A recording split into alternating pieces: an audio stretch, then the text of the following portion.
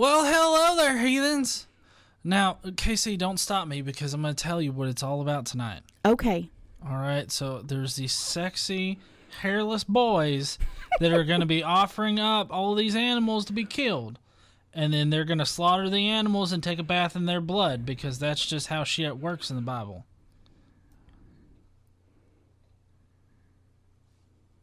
You told me not to stop you. I was prepared to be like, shut the fuck up. Okay, I don't know if they're sexy, and we don't really talk about them bathing in blood. Well, not really. No, we don't talk about that this time. But they are hairless. They are hairless. Well, they become hairless. Yeah, they're as hairless as Michael Phelps's balls. Ew.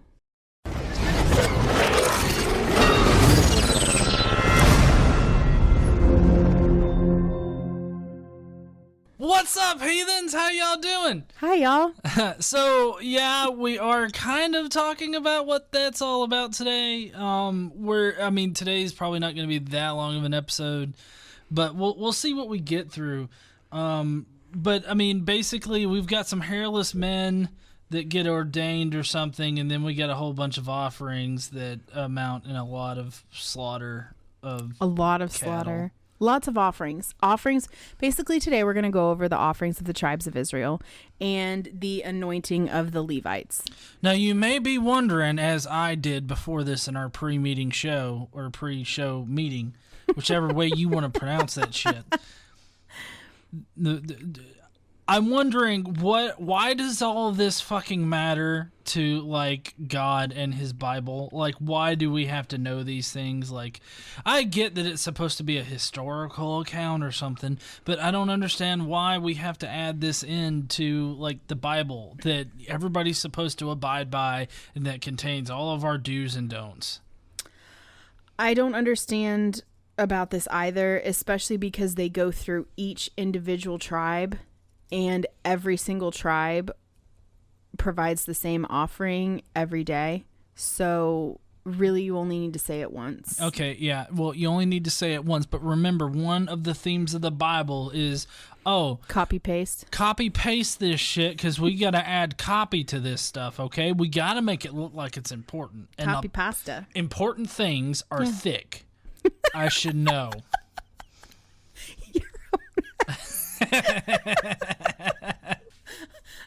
Are you ready to start now? Yeah, y'all need to see her face. It's almost like looking at a Lady Kool-Aid girl. Okay, so we're gonna start. I can't.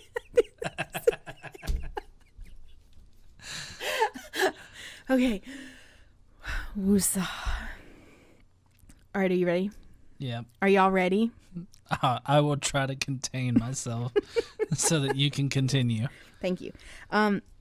So last time, if you remember, we went through the tabernacle basically being actually constructed, right? Yeah, you got to get that local bar up so everybody can get pissed drunk and, piss God off. No, you're not allowed to drink there, remember? Oh, fuck, that's right. Yeah. What's a tabernacle again? Because it always reminds me of like a pub. You go there, you whip your dick out and you get a drink. No, that's not how you get a drink at a pub. I don't know what kind of pubs you're going to. I've been doing pubs wrong. Apparently you do pubs wrong, and I wouldn't be surprised if the next time you went to a pub, I got called for bail. So we went through all the offerings and people being blessed and stuff like that. We had total bloodbath last time. So, and the eating of the holy food and all that kind of stuff. So, also Aaron's sons were killed last time. That happened first, remember? Mm-hmm. Oh, and just you mentioning the whole holy food thing. See, the whole idea of eating holy food was very prior to Christianity, to include the Jews as well as other people who ate holy things. Thank you. Other religions and stuff. I'm just saying that Christians aren't special in eating the flesh of their Savior. Okay, so we're going to start out in Numbers chapter 3.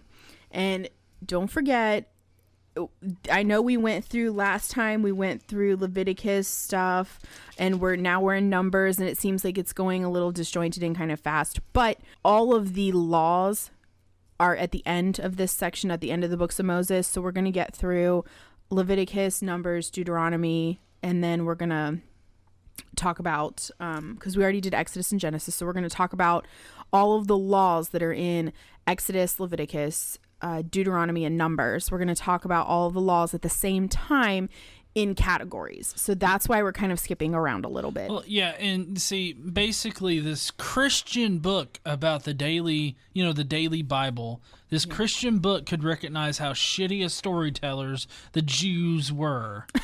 Okay, so they're like, we've got to reorganize your shit. You're all out of whack. You've got laws every which way in every book. So let's just figure this shit out first. Let's get the story down, and then we can get with the red tape. Yeah, so the laws will come at the end. I'm actually really looking forward to doing the laws. I think we'll have a lot of fun going through those. There's over 600. I think we're going to have a blast. Oh, yeah. Remember, I don't know if you did this today, but don't you dare boil a goat in its mother's milk. Otherwise, you will be damned to hell. That's what I was going to do for lunch, but I couldn't find goat's milk in the cafeteria at work. So it's got to be the milk of the mother of the thing. So it's very specific. You know how God's specific. You gotta get all of his shit all bedazzled just right so he can stick it up his ass. Oh man, let's get back on track, shall we? Quit talking about God's bedazzled dildos. Jesus Christ. Okay, so Numbers 3 is where we're starting. Numbers chapter 3. So the sons of Aaron, there were 4 of them, if you recall. However, they were anointed to be the priests, right? Aaron and his sons were anointed to be the priests. There were 5 of them. And they were supposed to carry out all of the priestly duties for the hundreds of thousands, if not into over 1 million Israelites. However, according to Numbers and, earlier in Leviticus, Aaron's sons got fired, quite literally.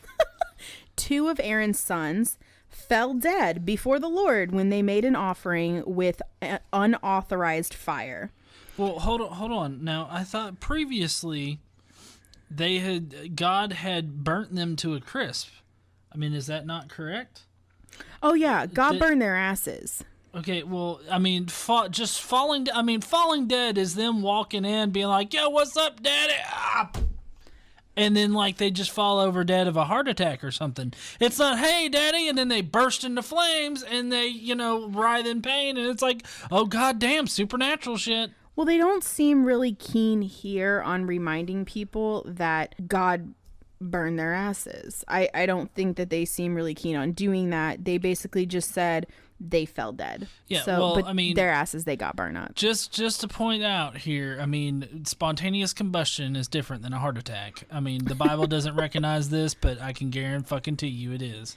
But they didn't spontaneously combust. Remember, God engulfed them in his flame to remind them to use his flame, which was pretty stupid because once they were engulfed in flame and dead, they wouldn't be doing anything. So, well, then it's a reminder to the other people to not step out of fucking line and use that correct goddamn fire. Well, yeah, and what's interesting now is the Levites were chosen to serve as the priests. So I'm sure they're real fucked up now because they have to be the priests and they can't make mistakes or else they'll end up falling dead. Falling dead, bursting into flames. I'm guessing by the God putting or consuming them in his holy fire or whatever. I'm guessing that it would have just appeared kind of like that bush with Moses. Yeah. Okay. God told Moses, "Bring the tribe of Levi and present them to Aaron and to Aaron the priest to assist him. They are to perform duties for him and for the whole community at the tent of the meeting by doing the work of the tabernacle. They are to take care of all of the furnishings of the tent of the meeting, fulfilling the obligations of the Israelites by doing the work of the tabernacle. Give the Levites to Aaron and his sons. They are the Israelites who are to be given wholly to him. Appoint Aaron and his sons to serve as priests. Anyone else who approaches the sanctuary must be put to death." I mean, I don't know. That kind of caught me off guard personally. I love how they just throw it in there like everything's totally normal, and then it's like, if you do this, I will kill you. Yeah, I'm not being figurative. Did you see Aaron's sons? I mean, they got immersed in God's holy fire, or just dropped dead. You don't fucking know, do you? Well, so what I want to know is, like, if I'm one of these people, if I'm an Israelite person that's not a Levite and not one of the priests and not Moses, I'm going to want to know, like, can we get a radius around the tent of the meeting that I'm not allowed to go? Because if I step like one toe too close, you're going to kill me. So can you give me some sort of parameters here? Yeah, well, my guess is that you just need to stay the fuck away. Like, don't even fucking look at it, or otherwise God will spontaneously combust your ass. I like that because it came out of nowhere. That's some serious intestinal distress. The Lord also said to Moses, I have taken the Levites from among the Israelites in place of the first male offspring of every Israelite woman. The Levites are mine, for all the firstborns are mine. When I struck down all the firstborn in Egypt, I set apart for myself every firstborn in Israel, whether man or animal. They are to be mine. I am the Lord. That's great, Lord. What the fuck does that mean exactly? I don't know. Well, so that's what I want to know. For what purpose? Take them as yours for what purpose? Like, do you abduct them like an alien kind of abduction? I really don't understand how this works. I've taken the firstborn as mine. Okay, what the fuck about everybody else? And what do these people that are yours do? Like, do the firstborns just get to sit on thrones and do fucking nothing for their lives? I have no idea. I don't know what it means for them to be gods, property or whatever. I mean, does he like put like serial numbers on their arms, kind of like Hitler? You just talked about putting numbers on Jews. I did, because God in the story did. I mean, actually, they do. They're counted. Yeah, well, I mean, yeah, they're counted and everything, and these categorized. These firstborn fucks. I mean, how else is? I mean, God's not going to remember every goddamn name, right? I mean, it's like, 432, get your ass over here. Time for some anal exploration. No. No. So the Lord says to Moses, take the Levites from among the other Israelites and make them ceremonially clean. Oh, this is the shaven part. To purify them, do this. Sprinkle the water of cleansing on them. I don't know if this is some sort of magical water that they get out of a specific well. It's probably like that holy water that the priests bless. It's just that, it's like, oh, here, I'm going to bless this, and we swear no dysentery is going to come upon you. And it's like, but why did I get dysentery? Well, I guess you weren't clean as we thought. After you sprinkle the water of cleansing, then have them shave their whole bodies and wash their clothes. So hairless. You must be hairless to enter the tabernacle. I wonder if they have to like regularly shave their whole bodies, or if it's just this one time for cleansing. Because Jews, I mean, like, if you look at the Orthodox Jews, they're kind of hairy. Yeah, they are pretty hairy. I mean, they've got those Jewy dreadlocks. Did you just I mean, they got that shit going on. I mean, they're not hairless. They're not fucking monks or some shit. No, they've got like those Jewy curls. Right. The Jew dreads. Jewy curls. But, I can just see God up there being like, now listen, okay? I don't want them to have any kind of hair on them because I just cannot stand hair. Like, homosexual. Is that why so many atheists are neckbeards? Probably. I mean, that makes sense. Because you're so unclean and far from holy. Oh, yeah. I mean, you fall out of the grace of God and you just turn into fucking Sasquatch. Oh, my God. What? Okay. Everything I talk about and turning into fucking Sasquatch is another thing that gets her. Well, I'm used to the dick jokes, so like you're desensitized. Now it's gonna be Sasquatch jokes. So they wash their clothes, purify themselves, have them take a young bull with its grain offering of fine flour mixed with oil. Then you are to take a second young bull for a sin offering. Bring the Levites to the front of the tent of the meeting and assemble the whole Israelite community. But just remember, Israelite community, don't step too close to this bitch or you'll be killed.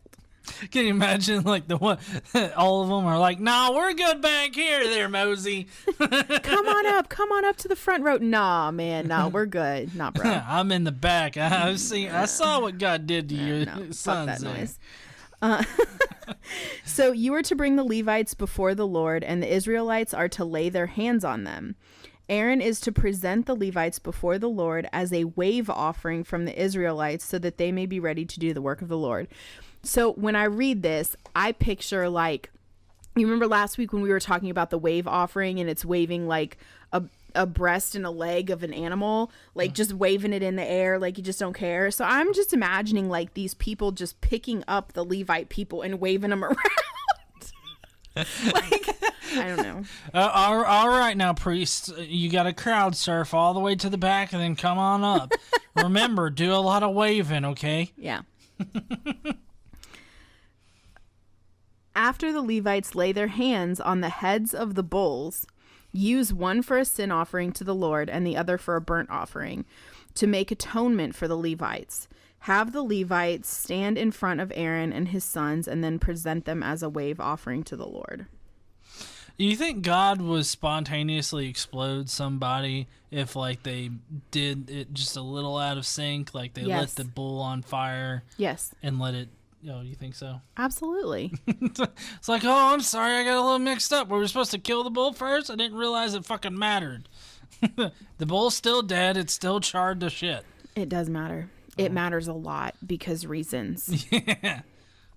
So, in this way, you are to set the Levites apart from the other Israelites, and the Levites will be mine. After you have purified the Levites and presented them as a wave offering, they are to come to do their work at the tent of the meeting.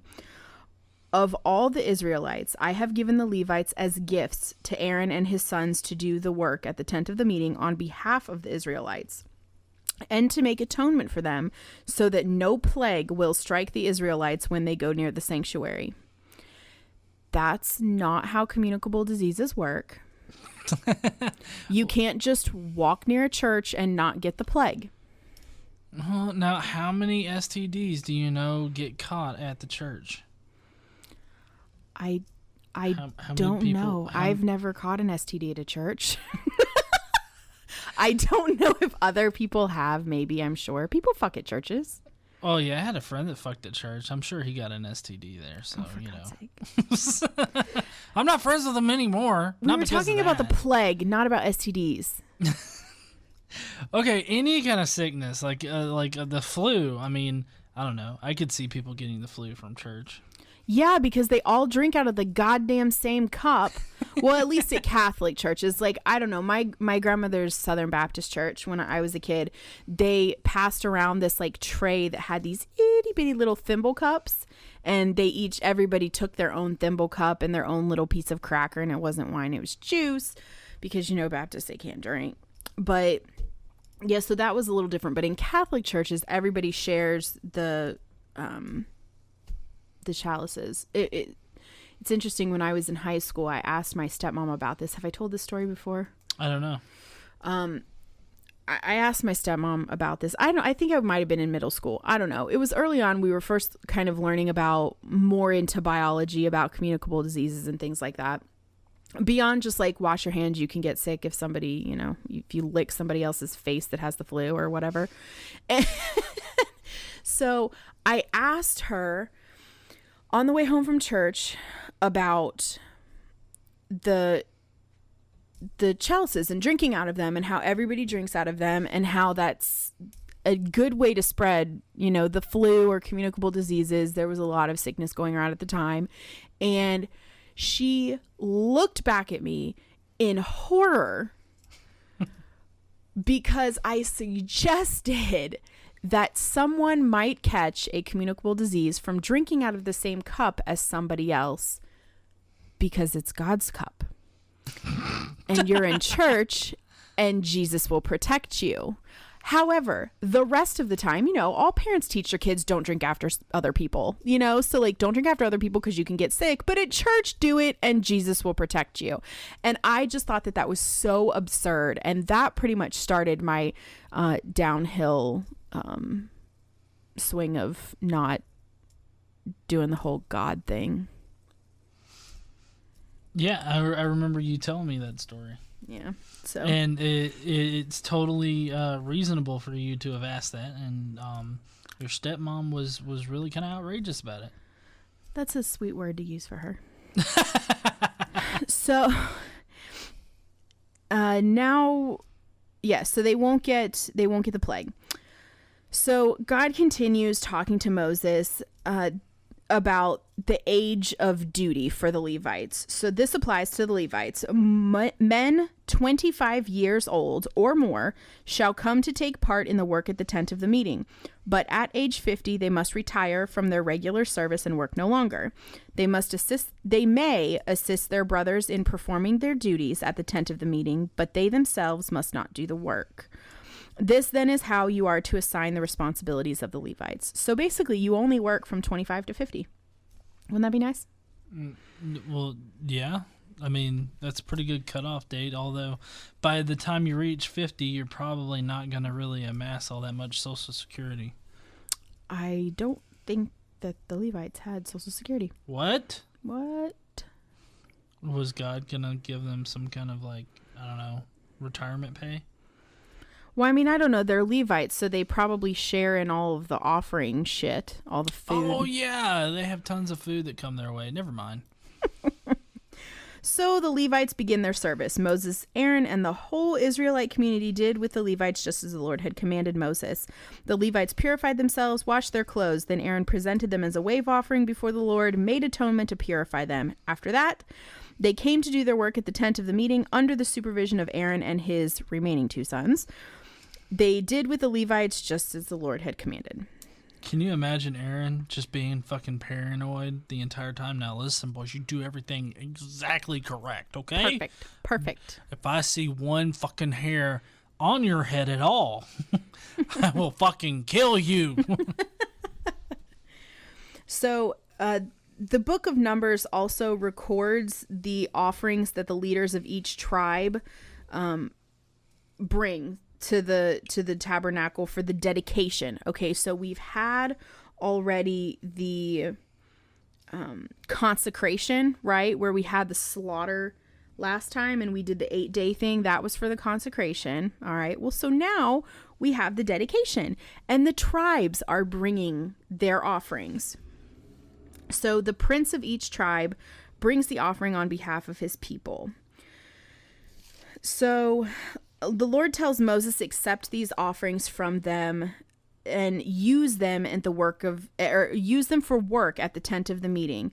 Give them to the Levites as each man's work requires. So there were carts provided. Let's see, how'd that work out? They brought as gifts before the Lord 6 covered carts and 12 oxen. Now these are all of the tribes together. They got together to do this part.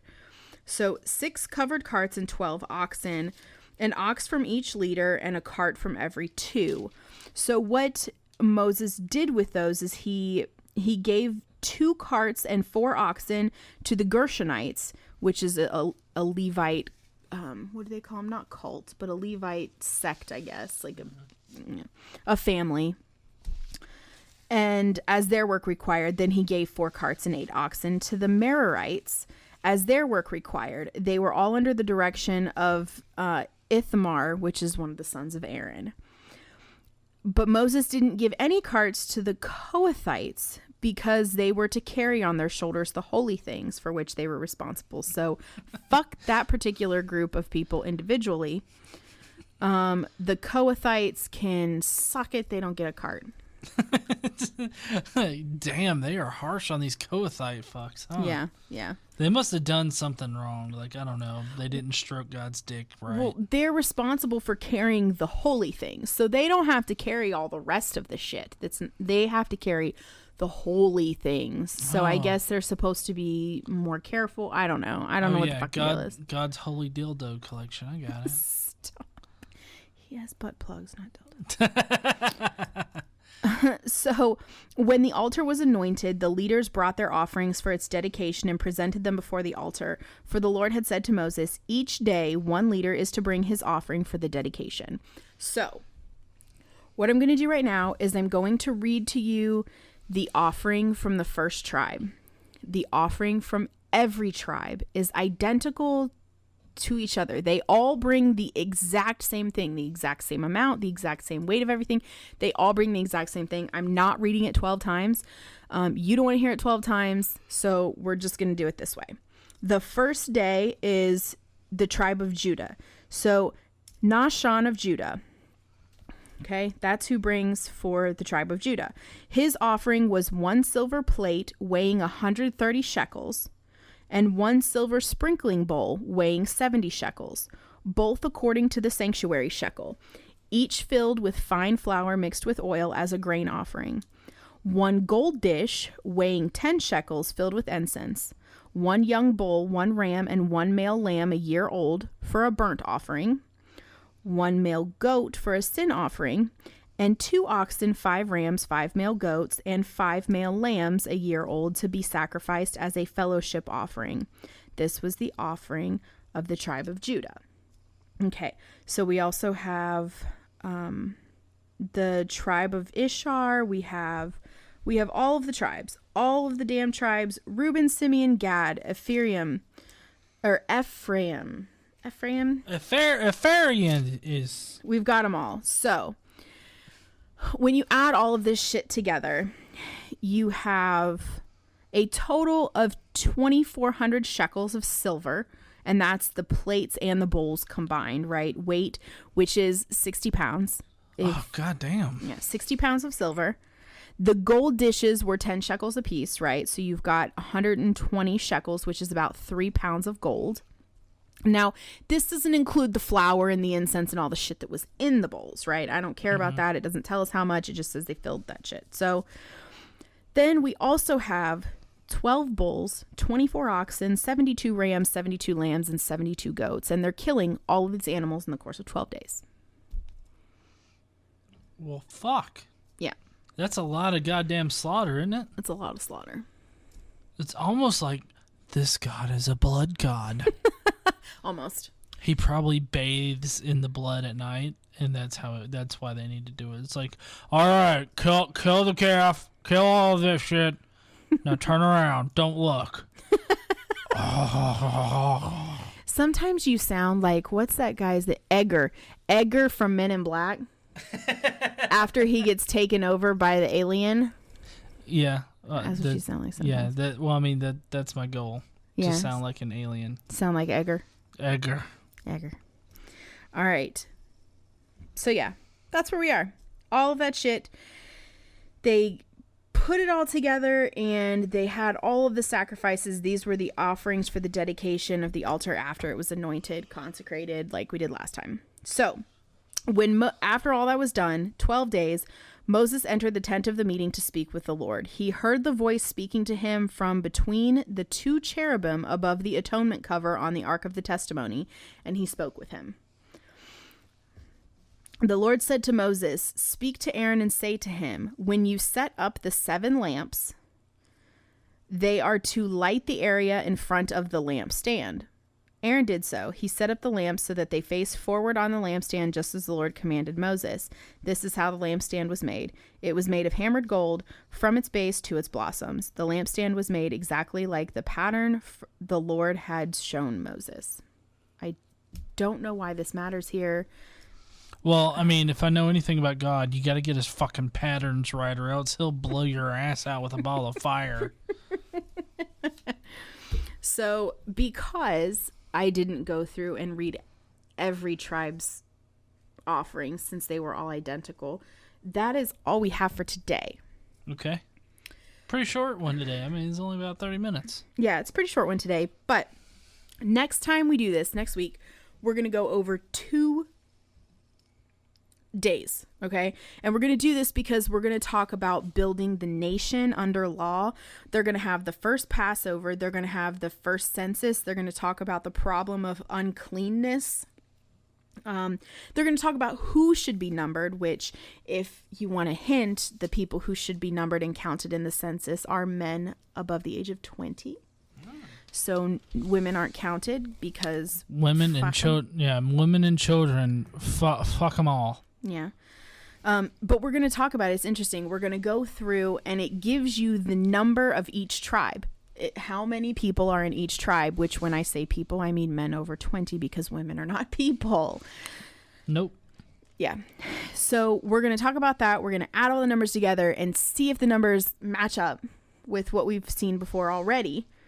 They talk about the numbers of fighting men, why the Levites weren't numbered, where the tribes are to camp. So not all the tribes can camp right there in the middle near the tabernacle. So only a certain people get to stay there. Then some have to camp east, some have to camp south, some have to camp west, and some have to camp north. So we're going to go through who goes where and how many people get moved into these places. Then after all of that, the Levites are numbered, and we talk about those. We talk a little bit about the Kohathites and their responsibilities, the different duties of the priest tribe, which is the Levites, right? Mm-hmm. So we're going to talk a lot about that next time. Well, awesome. More numbers and playing around with numbers and fucking with numbers. Yeah, we're going to do a lot of summarizing next time too. This section of the Bible is really super hard to just read straight through because it's a lot of repetition and it's just a lot of stuff that doesn't really make any bit of difference. Again, I want to stress, why the fuck is this in the Bible? I mean, this is like, I feel like I'm about to go all Donald Trump and start plugging away at my fucking lip and like roll my eyes back in my head being like, is this fucking done yet? Well, so yeah, and it can be exhausting, but I don't know why they feel the need to repeat the same exact thing so many times. Well, as I said before, only thick things are important, and so they had to add a lot of copy to it in order to make the Bible thick. Why are you taking it so dirty? Just talking about thick books and dicks. Stop. All right, heathens. Well, we hope that you enjoyed this particular episode. If you did, hit that like button down there. Also, subscribe if you like this kind of content for whatever fucking reason. Nobody likes this kind of content. Some people like this kind of content. Like 200 people like this content. No, more like, 700 or so. It's growing. Okay. Leave a like if you like this kind of content. Seriously. Share it out if you like this kind of content. And I guess we will be seeing you heathens later. Hey, don't forget to stand up and use your voice.